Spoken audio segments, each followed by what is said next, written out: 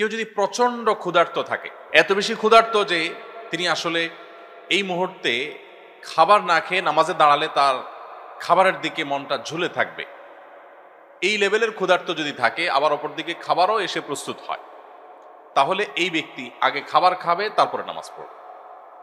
এমনকি জামাত যদি ছুটে যায়, যাক, তিনি আগে খাবার খেয়ে নিবে। কারণ এই কোন রকম নামাজ পড়ার চাইতে ইসলাম চায় প্রত্যেকটা কাজ যেন আমরা পারফেকশনের সাথে করি, যথাযথভাবে করি, সবচেয়ে সুন্দরভাবে করি। নামাজ পড়বো পরিপূর্ণভাবে আল্লাহ স্মরণের জন্য, আমার আল্লাহ স্মরণে ব্যাঘাত সৃষ্টি হতে পারে সেরকম বিষয় যেন না থাকে। এই জন্য ইসলাম বলে এই লোক খাবার দাবার গ্রহণ করে তারপর নামাজ পড়বে। আবার এই মাসআলা সকাল বিকাল দুপুর তিনবারে যদি আপনি অ্যাপ্লাই করতে থাকেন, প্রতিবেলা চিন্তা করেন যে আগে খাবো, চা চক্র হবে, তারপরে নামাজ হবে, মসজিদে জামাত যায়, যাক, তাহলে সেটা ভুল হবে।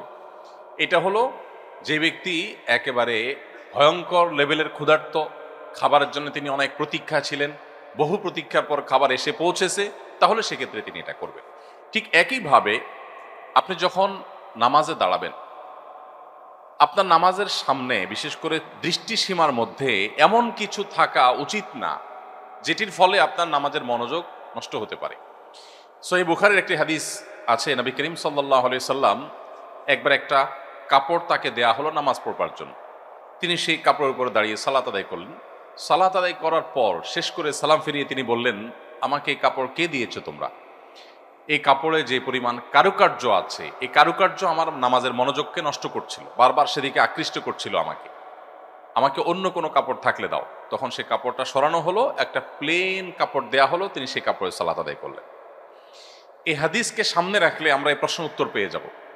আজকাল যে সমস্ত জায়নামাজ পাওয়া যায়, বিশেষ করে সৌদি আরবে আমরা উমরা গেলে, হজে গেলে নিয়ে আসি, এই জায়নামাজগুলোর বেশিরভাগই এত বেশি কারুকার্য করা, এত বেশি সেখানে আপনার নানা রকমের রংচং, যে এগুলো আমাদের নামাজের মনোযোগকে যথেষ্ট রকমের নষ্ট করে। ব্যক্তিগতভাবে আমি এই ধরনের জায়নামাজ পারতপক্ষে কখনো কিনি না, এবং কেউ দিতে চাইলেও চেষ্টা করি সেটাকে যথাসম্ভব অ্যাভয়েড করার। কারণ এই জায়নামাজগুলো আসলে নামাজের মনোযোগকে নষ্ট করে। এই জায়নামাজগুলো বেশিরভাগই তৈরি হয় চায়নাতে। তারা আমাদের ধর্মীয় যে দৃষ্টিকোণ সেগুলো যেমন বুঝে না, আবার যে ব্যবসায়ীরা এগুলো তৈরি করায় তাদেরও সে সমস্ত বিষয়ে মাথা ব্যথা নেই। কিন্তু আমাদের নিজস্ব দায়িত্ব আছে, এই জন্য আমরা যথাসম্ভব প্লেন জায়নামাজে নামাজ আদায় করব। প্লেন জায়নামাজে আপনি দাঁড়ালে যে একটা গাম্ভীর্য আসে, যে একটা মনোযোগ আসে, যে একটা আপনার মধ্যে স্থিরতা কাজ করে, আপনি যতই মক্কা শরীফের ছবি থাকুক, মদিনা শরীফের ছবি থাকুক, মসজিদে হারামের ছবি থাকুক, গম্বুজের ছবি থাকুক, এই সকল ছবি আপনার মনোযোগকে নষ্ট করবে। অতএব এগুলো না থাকাই উচিত। প্রসঙ্গত একটু বলি, আপনারা নিশ্চয়ই বিভিন্ন মসজিদের সাথে সম্পৃক্ত আছেন। অনেক মসজিদ আমাদের দেশে, বরং বেশিরভাগ মসজিদে দেখবেন যে মেহরাবের সাইডে এত কারুকার্য, বিশেষ করে অনেক আপনার টাইলস তৈরি হয়েছে আজকাল, যে সেগুলোতে এত নকশা করা, মিনার দেওয়া, গম্বুজ দেওয়া, তারপরে যে কাবার যে ছবি সেটা দেওয়া, এই সমস্ত বিষয়গুলো নামাজের মনোযোগকে যথেষ্ট নষ্ট করে। মসজিদের সামনের সাইডটা অন্তত, যেখানে মানুষ নামাজ পড়ার সময় তার দৃশ্যসীমার মধ্যে পড়বে, এই সাইডটা যথেষ্ট ভাব গাম্ভীর্যপূর্ণ থাকা দরকার, যথাসম্ভব সিম্পল থাকা দরকার। এখানে আপনি পাথর লাগান, সেটাকে আমি নিষেধ করছি না, কিন্তু কারুকার্য নয় যেটি আমার মনোযোগকে নষ্ট করতে পারে। তো এই জন্য জায়নামাজের সময়, জায়নামাজ যদি কেউ নকশাওয়ালা জায়নামাজে নামাজ পড়েন, তার নামাজ হয়ে যাবে, কিন্তু তার মনোযোগ নষ্ট হওয়ার কারণে নামাজটার কোয়ালিটি কমে যাওয়ার আশঙ্কা আছে। এ হলো বিষয়। এর বাইরে কাবার ছবি টবি থাকলে সেগুলো আমাদের কখনো পায়ের নিচে পদদলিত হয়, দেখতে দৃষ্টিকটু লাগে, এটাও একটা ব্যাপার আছে। আর এর বাইরে অন্য কোনো ছবি থাকলে, মসজিদের ছবি থাকলে কোনো অসুবিধা নেই, নামাজ হয়ে যাবে।